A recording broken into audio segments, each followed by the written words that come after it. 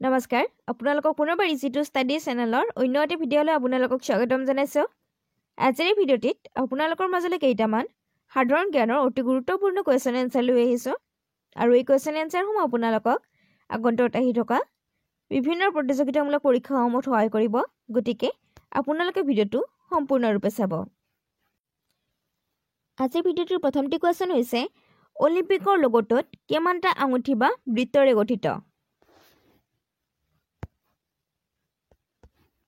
অপশ্যনৰ ভিতৰত শুদ্ধ উত্তৰটি হৈছে অপশ্যন নম্বৰ বি 5টা। মনত ৰাখিব অলিম্পিকৰ লোগোটো 5টা আঙুঠি বা বৃত্তৰে গঠিত।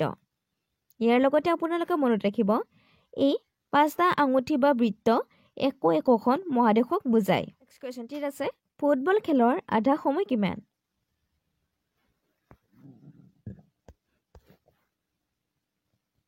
অপশ্যনৰ ভিতৰত শুদ্ধ উত্তৰটি হৈছে অপশ্যন নম্বৰ ডি 45 মিনিট। মনত ৰাখিব ফুটবল খেলৰ আধা সময় হৈছে 45 মিনিট।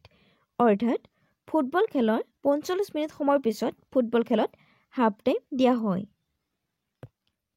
নেক্সট কুৱেশ্যনটিত আছে ৰংগাস্বামী কাপ কোনবিধ খেলৰ সৈতে জড়িত? অপশ্যনৰ ভিতৰত শুদ্ধ উত্তৰটি হৈছে অপশ্যন নম্বৰ চি হকী। মনত ৰাখিব ৰংগাস্বামী কাপ হকী খেলৰ সৈতে জড়িত। নেক্সট কুৱেশ্যনটিত আছে ডুৰাণ্ট কাপ কোনটো খেলৰ সৈতে জড়িত? অপশ্যনৰ ভিতৰত শুদ্ধ উত্তৰটি হৈছে অপশ্যন নম্বৰ এ ফুটবল। মনত ৰাখিব ফুটবল খেলৰ সৈতে ডুৰাণ্ট কাপ জড়িত। নেক্সট কুৱেশ্যনটিত আছে দিয়াৰ ভিতৰত কোনে 2019 চনত ভাৰত ৰত্ন বঁটা লাভ কৰিছিল? অৰ্থাৎ 2019 চনত কোনে ভাৰত ৰত্ন বঁটা লাভ কৰিছিল? অপশ্যনৰ ভিতৰত শুদ্ধ উত্তৰটি হৈছে option number B Atal Bihari Vajpayee. মনত ৰাখিব 2019 চনত ভাৰত ৰত্ন বঁটা অটল বিহাৰী বাজপেয়ী লাভ কৰিছিল। নেক্সট কুৱেশ্যনটিত আছে ৰাষ্ট্ৰসংঘৰ নিৰাপত্তা পৰিষদৰ হেভেনত কিমানজন অস্থায়ী সদস্য আছে? অপশ্যনৰ ভিতৰত শুদ্ধ উত্তৰটি হৈছে অপশ্যন নম্বৰ এ 10 জন। মনত ৰাখিব ৰাষ্ট্ৰসংঘৰ নিৰাপত্তা পৰিষদৰ হেভেনত 10 জন অস্থায়ী সদস্য আছে। নেক্সট কুৱেশ্যনটিত আছে তলৰ কোনখন দেশে বিশ্ব বাণিজ্য সংস্থাৰ সদস্য নহয়? তলৰ কোনখন দেশ বিশ্ব বাণিজ্য সংস্থাৰ সদস্য নহয়?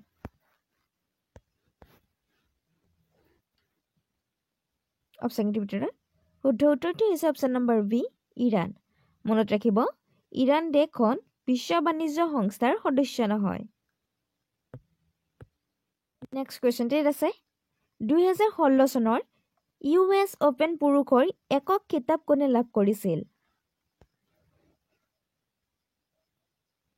অপশ্যনৰ ভিতৰত শুদ্ধ উত্তৰটি হৈছে অপশ্যন নম্বৰ চি ষ্টেন ৱেবৰিংকা।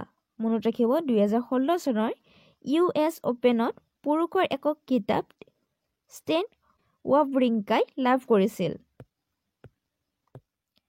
নেক্সট কুৱেশ্যনটিত আছে তলৰ কোনখন ষ্টেডিয়ামত শচীন তেণ্ডুলকাৰে নিজৰ 100 সংখ্যক আন্তঃৰাষ্ট্ৰীয় শতক অৰ্জন কৰিছিল?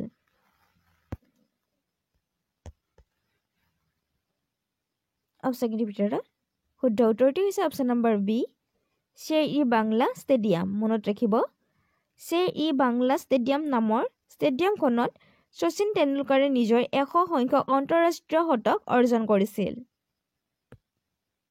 নেক্সট কুৱেশ্যনটিত আছে কোনখন দেশে ক্ৰিকেট বিশ্বকাপ 2023 আয়োজন কৰিছিল?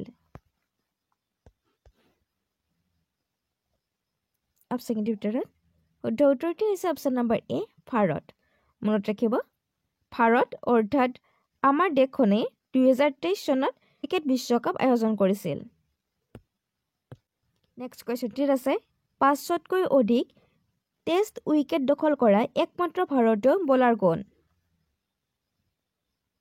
অপশ্যনৰ ভিতৰত শুদ্ধ উত্তৰটি হৈছে option number C Anil Kumble. মনত ৰাখিব 500তকৈ অধিক টেষ্ট উইকেট লাভ কৰা একমাত্ৰ ভাৰতীয় বলাৰ গৰাকী হৈছে অনিল কুম্বলে। নেক্সট কুৱেশ্যনটিত আছে ডবাৰ ফলক এখনত কিমানটা বৰ্গ আছে? অৰ্থাৎ ডবাৰ ফলক এখনত কিমান বৰ্গ থাকে? অপশ্যন ভিতৰত শুদ্ধ উত্তৰটো হৈছে অপশ্যন নম্বৰ চি চৌষষ্ঠিটা মনত ৰাখিব ডবাৰ ফলক এখনত 64টা বৰ্গ থাকে বা আছে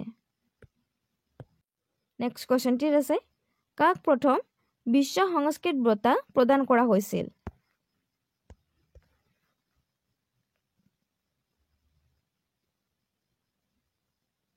অপশ্যন ভিতৰত শুদ্ধ উত্তৰটো হৈছে অপশ্যন নম্বৰ চি মহাচকৰী শ্ৰী নন্দৰ্ণ নেক্সট কুৱেশ্যনটিত আছে 2017 চনৰ 62 সংখ্যক ফিল্ম ফেয়াৰ বঁটাত তলৰ কোনখন ছবিয়ে শ্ৰেষ্ঠ ছবিৰ সন্মান লাভ কৰিছিল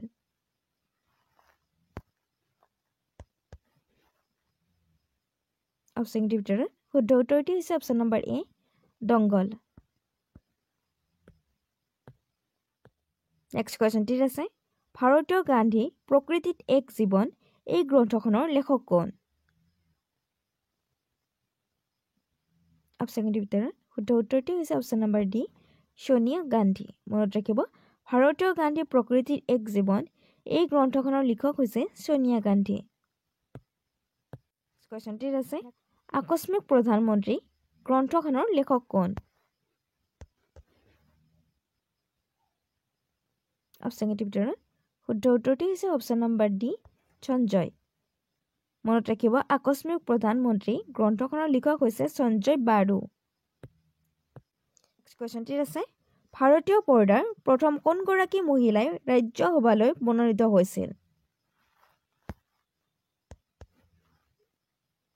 অপশ্যন ভিতৰত শুদ্ধ উত্তৰটো হৈছে অপশ্যন নম্বৰ এ নাৰ্গিছ মনত ৰাখিব ভাৰতীয় পৰ্দাৰ প্ৰথম ৰাজ্যসভালৈ মনোনীত হোৱা মহিলাগৰাকী হৈছে নাৰ্গিছ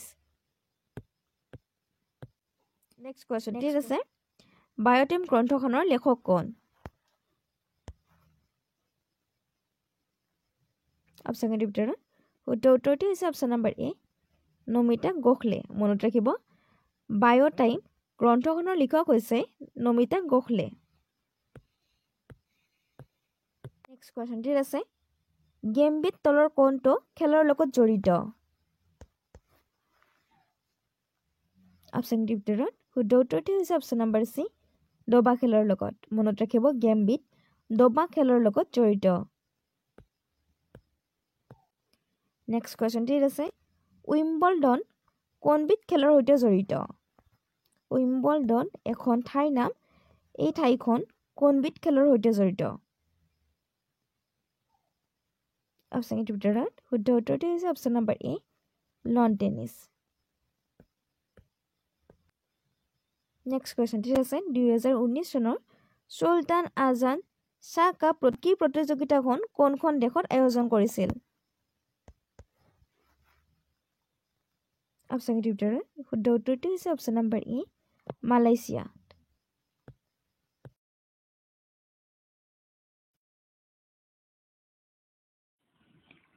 ভিডিঅ'টোলৈ আগবঢ়াৰ আগতে আপোনালোকক জনাব বিচাৰিছোঁ যে আমাৰ চেনেলৰ তৰফৰ পৰা বিভিন্ন কম্পেৰিটিভ এক্সামৰ প্ৰিভিয়াছ ইয়াৰৰ কুৱেশ্যন আনচাৰসমূহক লক্ষ্য কৰি লগতে অতি গুৰুত্বপূৰ্ণ কুৱেশ্যন আনচাৰৰ সৈতে আপোনালোকৰ মাজলৈ 10,000তকৈও অধিক কুৱেশ্যন আনচাৰ থকা এখন ই-বুক প্ৰস্তুত কৰা হৈছে আৰু ই সম্পূৰ্ণ অসমীয়া মাধ্যমত অসম চৰকাৰৰ পৰা মুকলি কৰা 12,600টা তৃতীয় আৰু চতুৰ্থ বৰ্গৰ লিখিত পৰীক্ষাৰ বাবে এই ই-বুকখন খুবেই প্ৰয়োজন হ'ব আৰু আমাৰ বিশ্বাস আছে যে এই ই-বুকখনৰ পৰা ভালেখিনি কুৱেশ্যন এনচাৰ আপোনালোকৰ কমন আহিব গতিকে যদি আপুনি এই ই-বুকখন ডাউনলোড কৰিব বিচাৰে তেন্তে ইয়াত এটা হোৱাটছএপ নাম্বাৰ দিয়া আছে তাত আপোনালোকে DM কৰিব আৰু এই ই-বুকখন অতি কম মূল্যত লাভ কৰিব ইয়াৰ লগতে আপোনালোকে এখন ইংৰাজী গ্ৰামাৰৰ বিনামূলীয়াকৈ ই-বুক লাভ কৰিব ধন্যবাদ আজিৰ ভিডিঅ'টোৰ প্ৰথমটো কুৱেশ্যন হৈছে কোনজন শাসকে শ্ৰীনগৰ প্ৰতিষ্ঠা কৰিছিল অপশ্যন ভিতৰত শুদ্ধ উত্তৰটো হ'ব অপশ্যন নম্বৰ বি অশোক মনত ৰাখিব অশোক ৰজাই শ্ৰীনগৰ প্ৰতিষ্ঠা কৰিছিল নেক্সট কুৱেশ্যনটিত আছে অৰুণাচল প্ৰদেশ কেতিয়া সম্পূৰ্ণ ৰাজ্যৰ মৰ্যাদা পাইছিল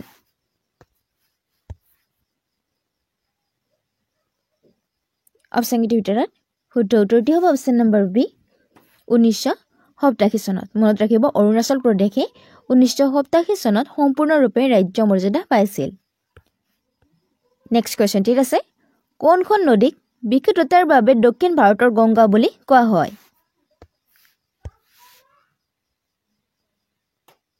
অপশ্যনকেইটাৰ ভিতৰত শুদ্ধ উত্তৰটি হ'ব অপশ্যন নম্বৰ ডি গোদাৱৰী। মনত ৰাখিব গোদাৱৰী নদীখনক দক্ষিণ ভাৰতৰ গংগা বুলি কোৱা হয়। নেক্সট কুৱেশ্যনটিত আছে কাবেৰী নদী ক'ত মিলিত হয়? অপশ্যনকেইটাৰ ভিতৰত শুদ্ধ উত্তৰটি হ'ব অপশ্যন নম্বৰ বি বংগোপসাগৰত। মনত ৰাখিব কাবেৰী নদী গৈ বংগোপসাগৰত মিলিত হয়। নেক্সট কুৱেশ্যনটিত আছে উৰিষ্যাৰ ৰাজধানী কি?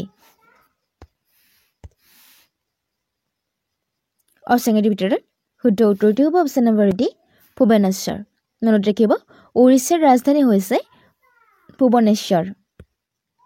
নেক্সট কুৱেশ্যনটিত আছে পশ্চিমবংগৰ ৰাজধানীৰ নাম কি? অৰ্থাৎ পশ্চিমবংগৰ ৰাজধানী কি? অপশ্যনকেইটাৰ ভিতৰত শুদ্ধ উত্তৰটি হ'ব অপশ্যন নম্বৰ বি কলকাতা। মনত ৰাখিব পশ্চিমবংগৰ ৰাজধানী হৈছে কলকাতা। নেক্সট কুৱেশ্যনটিত আছে হায়দৰাবাদৰ যমজ চহৰ কোনখন? অৰ্থাৎ কোনখন চহৰক হায়দৰাবাদৰ যমজ চহৰ বুলি কোৱা হয়?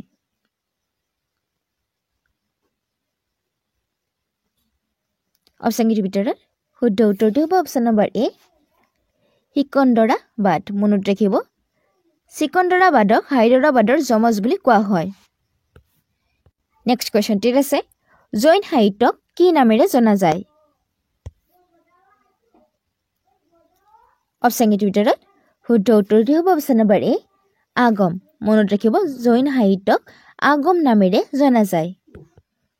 নেক্সট কুৱেশ্যনটিত আছে উত্তৰ ব্যৱসায়ৰ বাবে কোনখন বাৰ্ষিক মেলা বিখ্যাত? অপশ্যনকেইটাৰ ভিতৰত শুদ্ধ উত্তৰটি হ'ব অপশ্যন নম্বৰ চি পুষ্কৰ মেলা। মনত ৰাখিব উত্তৰ ব্যৱসায়ৰ বাবে পুষ্কৰ মেলা বিখ্যাত। নেক্সট কুৱেশ্যনটিত আছে ভাৰতৰ সৰ্বাধিক নগৰীয়া ৰাজ্য কোনখন?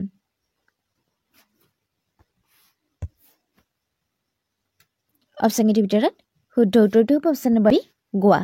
মনত ৰাখিব ভাৰতৰ সৰ্বাধিক নগৰীয়া ৰাজ্যখন হৈছে গোৱা। নেক্সট কুৱেশ্যনটিত আছে ভাৰতৰ আটাইতকৈ ডাঙৰ তেল শোধনাগাৰ ক'ত অৱস্থিত? অপশ্যনকেইটাৰ ভিতৰত শুদ্ধ উত্তৰটি হ'ব অপশ্যন নম্বৰ চি জামনগৰ। মনত ৰাখিব ভাৰতৰ আটাইতকৈ ডাঙৰ তেল শোধনাগাৰটো জামনগৰত অৱস্থিত। নেক্সট কুৱেশ্যনটিলৈ আগবঢ়াৰ আগতে আপোনালোকে যদি এইখিনিলৈকে ভিডিঅ'টো চাইছে আৰু ভিডিঅ'টো চাই ভাল পাইছে তেন্তে ভিডিঅ'টো এটা লাইক কমেণ্ট কৰাৰ লগতে ভিডিঅ'টো শ্বেয়াৰ কৰি দিব।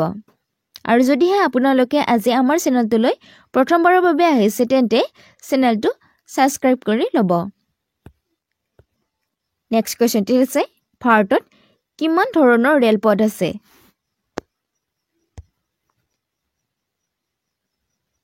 অপশ্যনকেইটাৰ ভিতৰত শুদ্ধ উত্তৰটি হ'ব অপশ্যন নম্বৰ বি 3 প্ৰকাৰৰ। মনত ৰাখিব ভাৰতত 3 প্ৰকাৰৰ ৰেলপথ আছে। নেক্সট কুৱেশ্যনটিত আছে ভাৰতত ক'ত প্ৰথম কপাহী কাপোৰৰ কাৰখানা স্থাপন কৰা হৈছিল? ভাৰতত ক'ত প্ৰথম কপাহী কাপোৰৰ কাৰখানা স্থাপন কৰা হৈছিল? অপশ্যনকেইটাৰ ভিতৰত শুদ্ধ উত্তৰটি হ'ব অপশ্যন নম্বৰ চি মুম্বাইত। মনত ৰাখিব মুম্বাইত ভাৰতত প্ৰথম কপাহী কাপোৰৰ কাৰখানা স্থাপন কৰা হৈছিল। নেক্সট কুৱেশ্যনটিত আছে ভাৰতৰ কোনখন চহৰক ইলেক্ট্ৰনিক উদ্যোগৰ ৰাজধানী বুলি কোৱা হয়?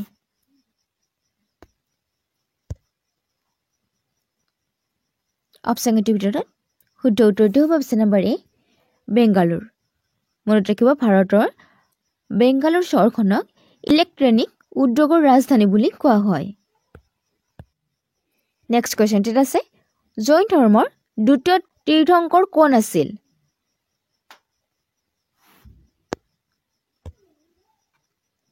অপশ্যনকেইটাৰ ভিতৰত শুদ্ধ উত্তৰটি হ'ব অপশ্যন নম্বৰ বি অজিতনাথ। মনত ৰাখিব জৈন ধৰ্মৰ দ্বিতীয় তীৰ্থংকৰ আছিল অজিতনাথ।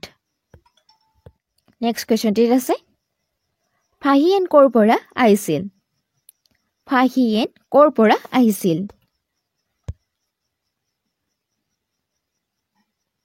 অপশ্যনকেইটিৰ ভিতৰত শুদ্ধ উত্তৰটো হ'ব অপশ্যন নম্বৰ চি চীন দেশৰ পৰা মনত ৰাখিব ফাহিয়েন চীন দেশৰ পৰা আহিছিল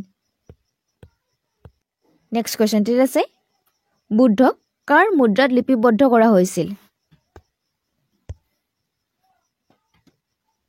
অপশ্যনকেইটিৰ ভিতৰত শুদ্ধ উত্তৰটো হ'ব অপশ্যন নম্বৰ চি কনিষ্ক মনত ৰাখিব বুদ্ধৰ কনিষ্কৰ মুদ্ৰাত লিপিবদ্ধ কৰা হৈছিল নেক্সট কুৱেশ্যনটিত আছে কোন চান্দেলা শাসকে খাজুৰাহোত চতুৰ্ভুজ মন্দিৰ নিৰ্মাণ কৰিছিল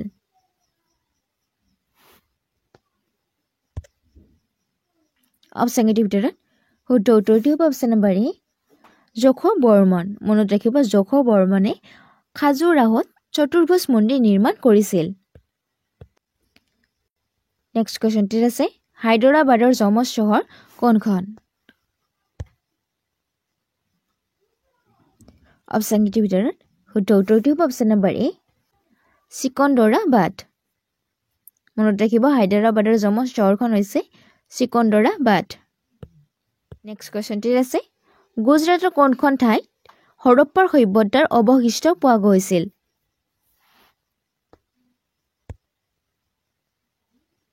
অপশ্যনকেইটিৰ ভিতৰত শুদ্ধ উত্তৰটো হ'ব অপশ্যন নম্বৰ এ লোথাল মনত ৰাখিব গুজৰাটৰ লোথাল নামৰ ঠাইখনত হৰপ্পা সভ্যতাৰ অৱশিষ্ট পোৱা গৈছিল নেক্সট কুৱেশ্যনটিত আছে সিন্ধু উপত্যকা সভ্যতা তলৰ কোনখন সভ্যতাৰ সমসাময়িক নাছিল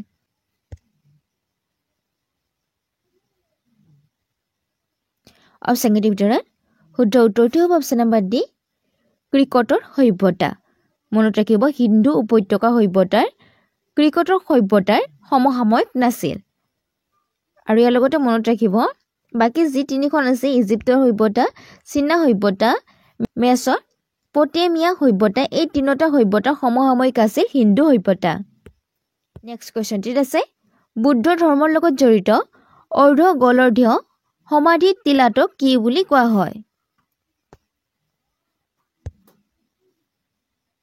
অপশ্যনকেইটিৰ ভিতৰত শুদ্ধ উত্তৰটো হ'ব অপশ্যন নম্বৰ এ স্তূপ মনত ৰাখিব বুদ্ধ ধৰ্মৰ লগত জড়িত অৰ্ধ গোলাৰ্ধীয় সমাধিৰ টিলাটোক স্তূপ বুলি কোৱা হয় কুৱেশ্যনটিত আছে সৰবৰ্তী প্ৰকল্প কোনখন ৰাজ্যত অৱস্থিত সৰবৰ্তী প্ৰকল্প কোনখন ৰাজ্যত অৱস্থিত অপশ্যনকেইটিৰ ভিতৰত শুদ্ধ উত্তৰটো হ'ব অপশ্যন নম্বৰ এ কৰ্ণাটক মনত ৰাখিব সৰবৰ্তী প্ৰকল্প কৰ্ণাটক ৰাজ্যত অৱস্থিত